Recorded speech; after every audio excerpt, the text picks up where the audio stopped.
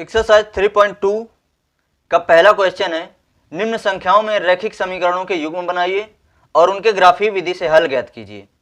इसका first part question है, कक्षा 10 के 10 विद्यार्थियों ने एक गणित की पहेली प्रतियोगिता में भाग लिया। यदि लड़कियों की संख्या लड़कों की संख्या से 4 अधिक हो तो प्रतियोगिता में भाग लिए लड़कों और लड़कियों की संख्या ज्ञात कीजिए। जैसा कि क्वेश्चन हमने पढ़ लिया है, अब हम बढ़ते हैं सॉल्यूशन की तरफ। तो हम लिखेंगे माना लड़कों की संख्या बराबर x है, लड़कियों की संख्या बराबर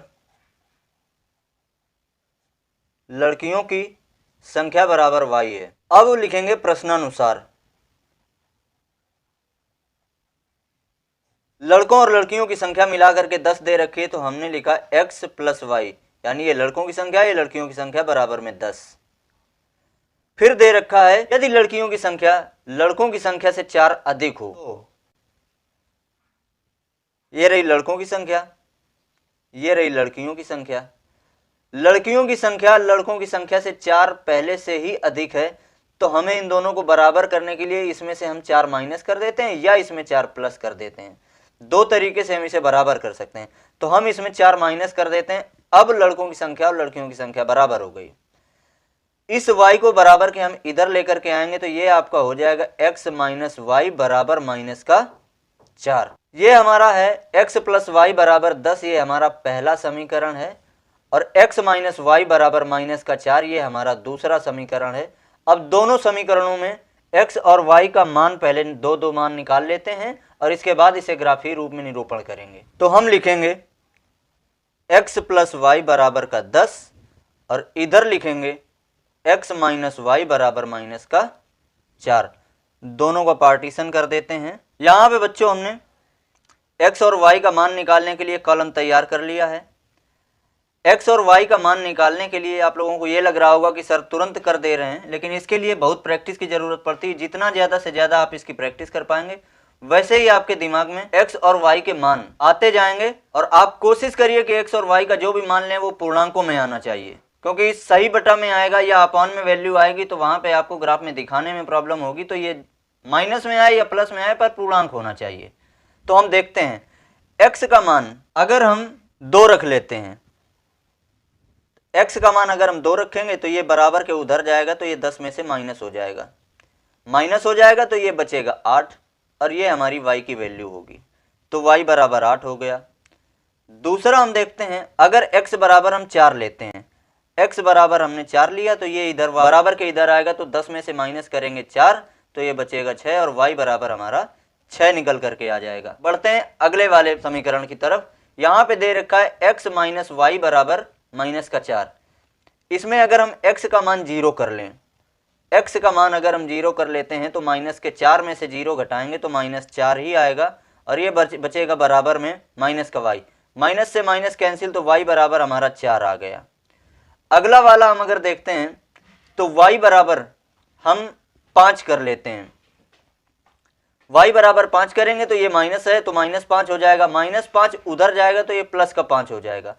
प्लस के 5 में माइनस के 4 हमने कम किया तो बचा हमारे पास प्लस का 1 और ये हमारे x की वैल्यू हो जाएगी। तो x बराबर 1 और y बराबर 5।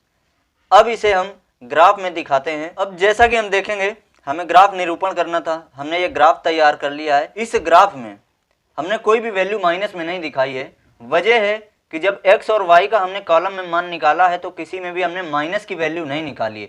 जब माइनस की वैल्यू नहीं निकाली है तो हमें समय बर्बाद करने की कोई ज़रूरत नहीं है, हम माइनस में नहीं दिखाएंगे। यहाँ पे हमने प्लस में दिखाया है। ये हमारा x एक्सिस होता है और ये हमारा y एक्सिस होता है। x एक्सिस में 0 से लेकर 4 तक की वैल्यू दे रखी है और y में 0 से लेकर 8 तक की वैल्यू दे रखी है। हमने एक एक बढ़ा के रख लिया है। अब हम देखते हैं जो पहली वैल्यू हमारी x की आई है वो 2 है। ये 2 है, x 2 है और y 8 है। तो हम 2 हमें x एक्सिस में यहाँ पे मिलता है और y किस वाली लाइन पे हम 8 तक चलते जाएंगे। तो हम यहाँ से चलना स्टार्ट करते हैं 2 की सीध से और जैसे ही हमें y के सामने 8 मिलेगा वहाँ हम रुक जाएंगे। ये हमें 8 मिलता है, इस पॉइंट पे हम रुक गए। अगला वाला पॉइंट हमारा दे रखा है 4 और 6। तो हमें x एक्सिस पे 4 ये मिलता है। इस सीध से चलना स्टार्ट करते हैं और 6 के सामने रुक जाएंगे। ये हमें 6 मिला, अब यहाँ पे हम रुक गए। अब इसे स्केल की सहायता से हम मिला देते हैं। दूसरे समीकरण के हलों में जो हमें मान मिला है वो ये है x0 y4। तो x0 है तो वो यहीं रहेगा, y4 है तो वो इस सीध में आकर के यहाँ पे मिलेगा। ये हो गया 0,4। अगला पॉइंट है 1 और 5। तो 1 हमें यहाँ मिलता है, 5 के सीध में आके हम यहाँ पे रुक जाते हैं, वो हमें यहाँ मिला। अब इन दोनों बिंदुओं को मिला देते हैं। स्केल की सहायता से हमने दोनों बिंदुओं को मिला दिया है। अब इनको हम बिंदुवार दिखा देंगे। जैसे इस वाले बिंदु को हमने कहा था 2, 8, ये हमारा बिंदु था 4, 6, ये हमारा बिंदु है 0, 4, और ये वाला है 1, 5, 1, 5। समीकरण इस वाले का हमारा बन रहा था x प्लस वाई बराबर 10, और इस वाले का समीकरण हमारा बन रहा था x माइनस वाई बराबर माइनस का 4। अब इसका ग्राफी तरीके से जो हमें आयु निकालनी थी वो ये होती है कि ये दोनों रेखाएं जिस भी जगह पर एक दूसरे को काटेंगी वही हमारा आंसर होता है। तो हम यहां पे अगर आके देखें तो ये रेखाएं इस जगह पर हमारे काट रही हैं, इस पॉइंट पर।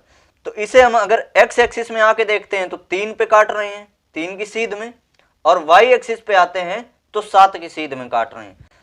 तो x बराबर हमें जो मिल रहा है वो 3 मिला। x बराबर हमें 3 मिलता है जो कि लड़कों की संख्या दे रखी थी, तो लड़कों की संख्या बराबर 3 हो गई। और y बराबर हमको यहाँ पे 7 मिलता है। यहाँ पे हमने 4 लिख दिया, ये गलती से हो गया, इसे हम 7 लिखेंगे।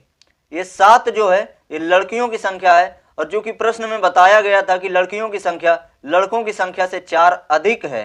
तो यहाँ पे अगर देखा जाए तो 3 और 7 के बीच में जो गैप है वो 4 का ही है, यानी लड़कियां 4 अधिक हैं लड़कों की कंपेयर में। यही हमारा आंसर है। क्वेश्चन फर्स्ट का जो दूसरा पार्ट है उसमें कहा गया है 5 पेंसिल तथा 7 कलमों का मूल्य 50 रुपए है, जबकि 7 पेंसिल तथा 5 कलमों का कुल मूल्य 46 रुपए है।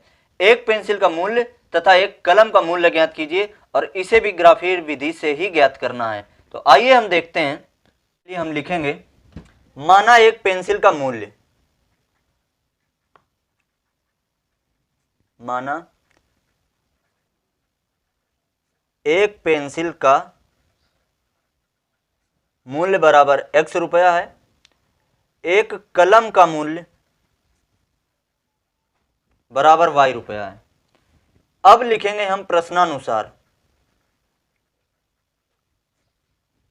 तो सबसे पहले जो कहा गया है वो 5 पेंसिल तथा 7 कलम का मूल्य 50 रुपए बताया गया है। तो एक पेंसिल x है तो 5 पेंसिल 5x हो जाएंगी, प्लस 7 कलम बताई गई हैं, एक कलम y है तो 7 कलम मतलब 7y बराबर 50 रुपए दिया गया है।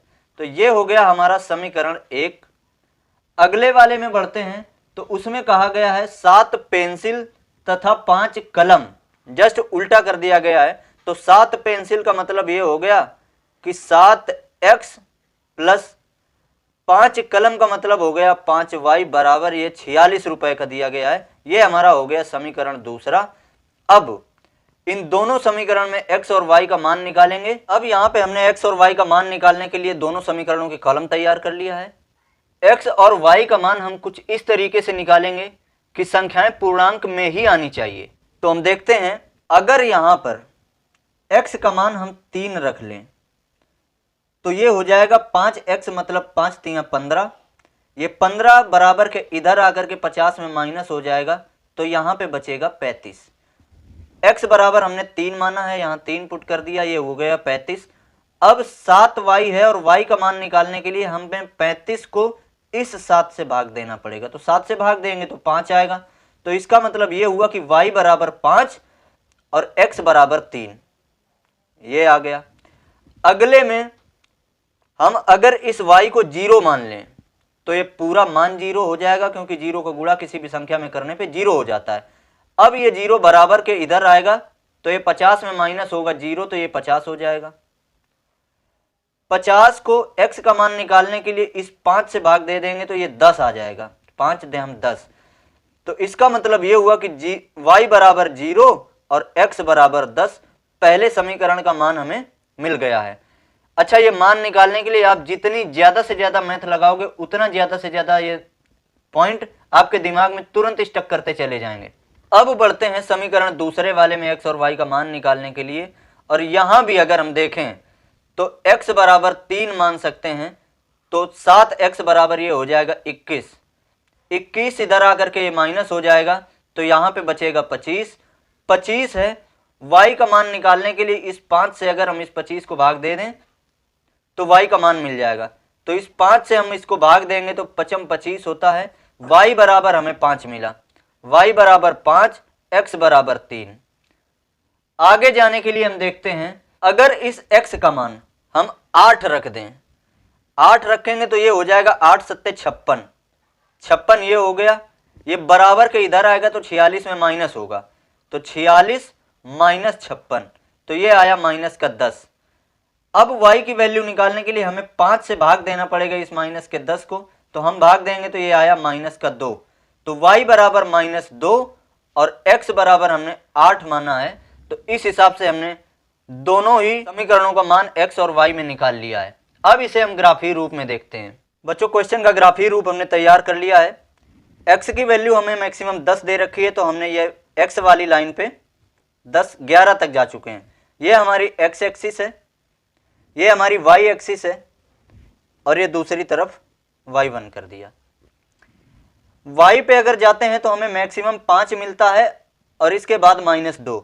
5 प्लस में है, ये -2 में है, तो यहां तक हमने दिखा दिया है। जितनी वैल्यू आपको जिस हिसाब से ग्राफ में इसमें x और y की निकल के आए, उस हिसाब से आप ग्राफ तैयार कीजिए, आपको समय बर्बाद करने की कोई जरूरत नहीं है। अब हम पहले समीकरण के जो समाधान निकल के आए थे उनकी वैल्यू पुट करके देखते हैं। x बराबर 3, y बराबर 5, तो ये x में 3 यहाँ आए और y में 5 यहाँ है, इसकी सीध तक आते जाएंगे। 3 से स्टार्ट किया, सीधा चलते हैं और 5 तक आके यहाँ रुक जाएंगे। अगला वाला है x बराबर 10 और y बराबर 0। x बराबर 10 है, y बराबर 0 है, तो इसे कहीं नहीं जाना है, हम यहीं 10 पे ही रहेंगे। ये हो गया हमारा पॉइंट 10 और 0। इन दोनों पॉइंट को हम स्केल की सहायता से मिला देते हैं। स्केल की सहायता से हमने इसे मिला दिया है। अब बिंदु लिख देते हैं हम। ये है हमारा 3 5 और ये है हमारा 10 0। समीकरण है हमारा 5x plus 7y। 5x plus 7y बराबर 50। अब दूसरे समीकरण के हल हम ग्राफ में दिखाते हैं। तो पहला है 3 5, वो हमें यहाँ पे मिल चुका है, और दूसरा वाला है 8 माइनस का 2। 8 ये है और माइनस का 2 ये है, तो हम इस सीध में आके यहाँ पे रुक जाएंगे। अब इन दोनों बिंदुओं को आपस में मिला देते हैं स्केल की सहायता से। इन दोनों बिंदुओं को भी हम लिख देते हैं। ये है हमारा 8 माइनस का 2 और पहला है हमारा 3 5। पहले वाले क्वेश्चन में हमने दिखा दिया कि ये दोनों रेखाएं जिस भी बिंदु पर एक दूसरे को काटेंगी वही हमारा आंसर होगा। तो यहाँ पे अगर आए तो 3 5 यही हमारा आंसर हो रहा है। तो अब हमने x बराबर और ये है y बराबर। x बराबर हमें 3 मिल रहा है, y बराबर हमें 5 मिल रहा है। x का मान हमने माना था पेंसिल का मूल्य और y बराबर कलम का मूल्य। तो हम यहाँ पे लिखेंगे पेंसिल का मूल्य आपका हो गया 3 रुपया और कलम का मूल्य आपका हो गया 5 रुपया। यही हमें दिखाना था, ये हमारा